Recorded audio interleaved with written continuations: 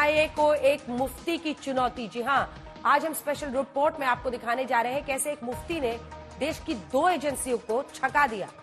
NIA से खुद को बचाने के लिए ऐसा प्लान बनाया कि घंटों तक नेशनल इन्वेस्टिगेटिव एजेंसी मुफ्ती को हिरासत में लेने के लिए छटपटाती रही। झांसी के इस मुफ्ती ने मस्जिद से एक अनाउंसमेंट की और महिलाओं की भीड़ ने मुफ्ती को ले जाने के लिए वहां पर पहुंचे। एनआईए और यूपी एटीएस से मुफ्ती को छुड़ा लिया उन महिलाओं ने। विदेशी फंडिंग के मामले में एनआईए एक ऑनलाइन मदरसा चलाने वाले मुफ्ती के घर रेड डाल रही थी, लेकिन जब 8 से 10 घंटे की पूछताछ के बाद मुफ्ती को हिरासत में लेकर निकली तो महिलाओं ने 2-2 एजेंसियों की परेड करा दी। घंटों तक ड्रामा चला। उसके बाद पुलिस फोर्स आई, मुफ्ती को एनआईए ले गई। आइए देखते हैं ये स्पेशल रिपोर्ट। एक मुफ्ती का एनआईए को चैलेंज।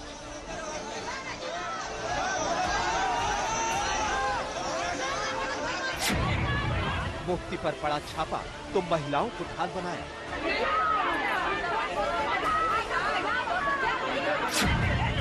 मुफ्ती का मस्जिद से ऐलान, एनआईए के खिलाफ बड़ा प्लान।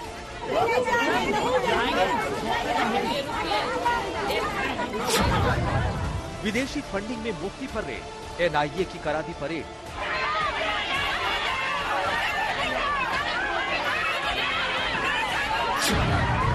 दस घंटे तक एनआईए परेशान, मुफ्ती के लिए महिलाओं का कोहराम। यूपी के झांसी में ऑनलाइन मदरसा चलाने वाले एक मुफ्ती ने 2 एजेंसियों को हफा दिया। जी हां, एक नेशनल इन्वेस्टिगेटिव एजेंसी यानी एनआईए और दूसरी यूपी एटीएस यानी एंटी टेररिस्ट स्क्वाड। 8 से 10 घंटे तक ये दोनों एजेंसियां मुफ्ती को साथ ले जाने के लिए हाथ पैर मारती, सारे जतन करती, लेकिन मुफ्ती ने अपने बचाव में ऐसा सुरक्षा चक्र तैयार किया कि दोनों एजेंसियां चाहकर भी मुफ्ती को ले जाने के लिए हाथ पैर मारती रही। जी हां, एनआईए को खबर मिलती है कि उत्तर प्रदेश में झांसी के अलीगोड़ इलाके की सुपर कॉलोनी में मुफ्ती खालिद नदवी एक ऑनलाइन मदरसा चलाता है और इसके तार विदेशी फंडिंग से भी जुड़े हैं। बुधवार रात 2:30 बजे एनआईए और यूपी एटीएस की टीम ने मुफ्ती के घर मारा छापा। मुफ्ती से विदेशी फंडिंग को लेकर की पूछताछ। 8 से 10 घंटे की पूछताछ के बाद एनआईए ने पुलिस हिरासत में लिया और जब एनआईए की टीम मुफ्ती को ले जाने लगी तो हो गया बड़ा खेल। मुफ्ती ने मस्जिद से अनाउंसमेंट करवाकर बुला ली लोगों की उम्मीद। जी हां, एनआईए और यूपी एटीएस की टीम मुफ्ती खालिद नदवी को साथ ले जाने लगती है। तभी मस्जिद से एक अनाउंसमेंट होता है और उसके बाद जो होता है ये तस्वीरें आपको साफ साफ कहानी बयां कर देगी। नहीं जा रहे, छोड़ने जा रहे। जैसे एनआईए की टीम मुफ्ती को हिरासत में लेकर घर से बाहर निकलने लगी तो समर्थकों ने विरोध शुरू कर दिया।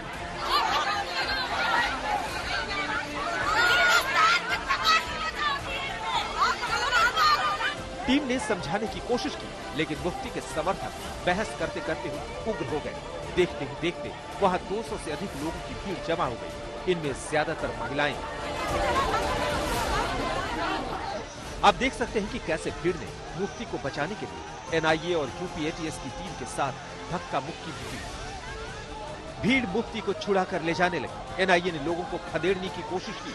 इस बीच झड़प और धक्का मुक्की हुई। लोग मुफ्ती को खींचकर साथ ले जाते हैं। एनआईए की हिरासत से छुड़ाकर भी मुफ्ती खालिद को उनके घर से 50 मीटर दूर बनी फातिमा मस्जिद में ले गई। मुफ्ती को अंदर कर दिया। 200 की संख्या में महिलाएं और पुरुष मस्जिद के बाहर खड़े हो गए। भीड़ को देखकर एनआईए और यूपी एटीएस की टीम वहां से हट गई। रात में 2:30 बजे करीब 3 बजे करीब ये लोग आए। इन लोगों ने कुंडी खटखटाई। एनआईए वाले आए दिल्ली से। हमने नहीं खोली, डर की वजह से, पता नहीं कोने में से खोल देते। अकेले थे तो डर लगा कौन है, तो हमने अपने चाचा को फोन किया, वो आए पीछे से, फिर उन्होंने खुलवाई गुंडी तो हमने हल्का फुर खोल दी। और हमें इसलिए इस वजह से नहीं खोली, डर लग रहा था, पता नहीं अकेले रात में 3 बजे कौन आके कुंडी बजा रहा है, इस वजह से हमने कुंडी नहीं खोली। 10-15 मिनट के बाद, 20 मिनट के बाद कुंडी खुल गई।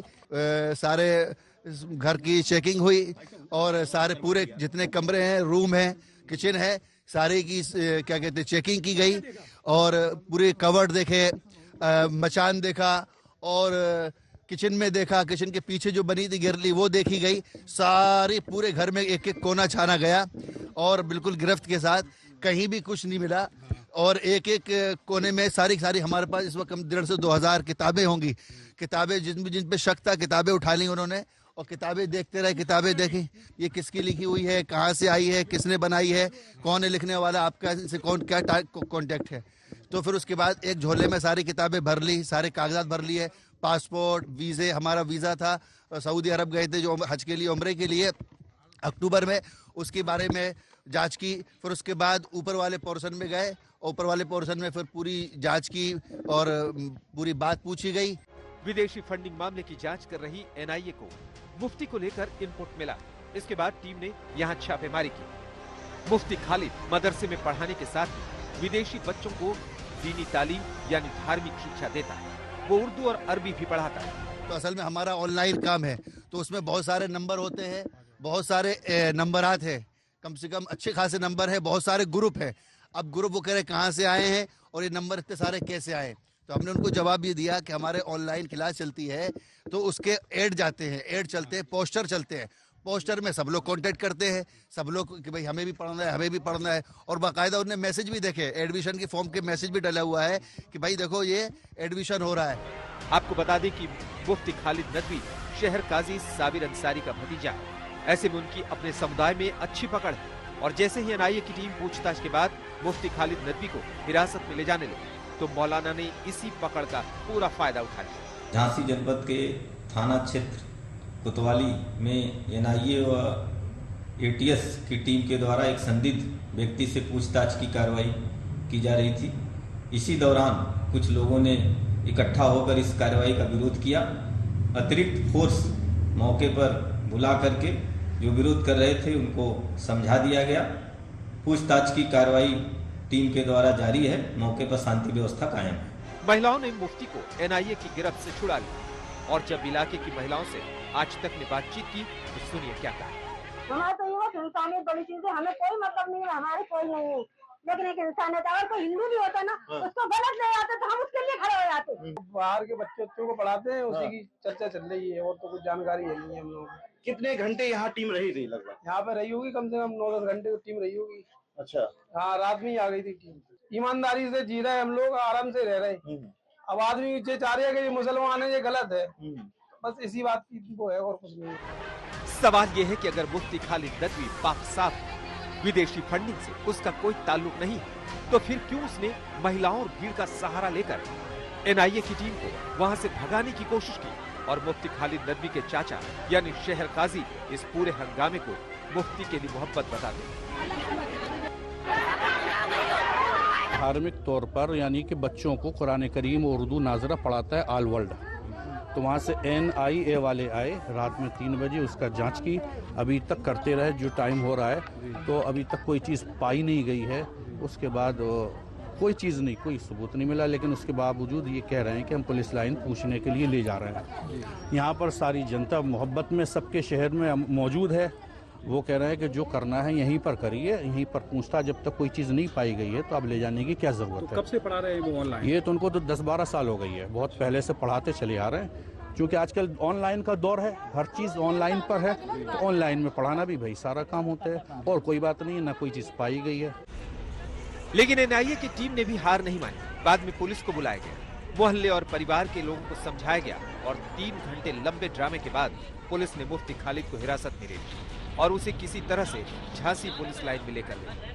पूरा बैंक का खंगाला गया और उन्होंने ये कहा कि आपने कहाँ फंडिंग की, उन्होंने ये कहा कि जांच में कि आपने कहीं बाहर ट्रांसफर किए पैसे, इसका बार बार वो जिक्र कर रहे थे, लेकिन हमने अभी तक कोई बाहर पैसे नहीं पहुंचाए। पुलिस सूत्रों ने बताया कि मुफ्ती खालिद के परिवार में पत्नी और 2 बच्चे हैं। हालांकि वो कहाँ हैं, इस बारे में अभी कोई जानकारी नहीं मिल पाई। मुफ्ती के घर के बाहर अभी भीड़ ने ताला लगा दिया है। कुछ पुलिस जवान बाहर मौजूद हैं, हालांकि वो सिर्फ भीड़ पर नजर रखे हुए हैं। एनआईए को शक है कि ऑनलाइन मदरसा संचालन के दौरान मुफ्ती खालिद नदवी ने विदेशों से फंडिंग ली, जिसकी वजह से मुफ्ती को हिरासत में लिया, लेकिन भीड़ ने पखेड़ा खड़ा कर दिया। प्रमोद गौतम, झांसी, आज तक। आपने देखा कई घंटे के बवाल के बाद मुफ्ती खालिद को एनआईए की टीम अपने साथ लेकर गई। मुफ्ती खालिद से लगातार पूछताछ जारी है, लेकिन एनआईए की छापेमारी हुई क्यों? पूरा मामला है क्या? क्यों देश भर में आधी रात को एनआईए ने 19 ठिकानों पर छापेमारी की है? देखिए।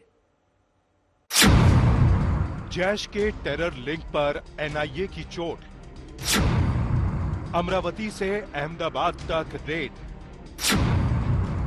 झांसी में छापेमारी पर मचा बवाल,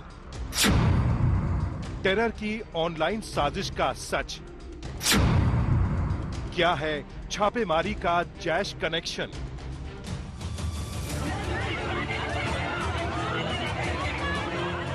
ये तस्वीरें झांसी की हैं, जहां मदरसा चलाने वाले मुफ्ती खालिद के घर हुई छापेमारी के बाद बवाल मचा है। काफी मशक्कत के बाद मुफ्ती खालिद को हिरासत में लेकर एनआईए की टीम अपने साथ लेकर गई। आखिर छापेमारी का पूरा मामला क्या है, सबसे पहले समझिए। एनआईए ने जम्मू कश्मीर, असम, महाराष्ट्र, उत्तर प्रदेश और गुजरात में छापेमारी की। वजह है आतंकी संगठन जैश-ए-मोहम्मद का प्लान भर्ती, वही प्लान जिसके तहत आतंकी संगठन जैश-ए-मोहम्मद देश भर में युवाओं का ब्रेन वॉश कर अपने साथ जोड़ने की साजिश रच रहा है। जैश की साजिश पर पानी फेरने के लिए एनआईए लगातार छापेमारी कर रही है। 2 महीने पहले हुई छापेमारी के दौरान शेख सुल्तान सलाह उर्फ अयूबी की गिरफ्तारी हुई थी।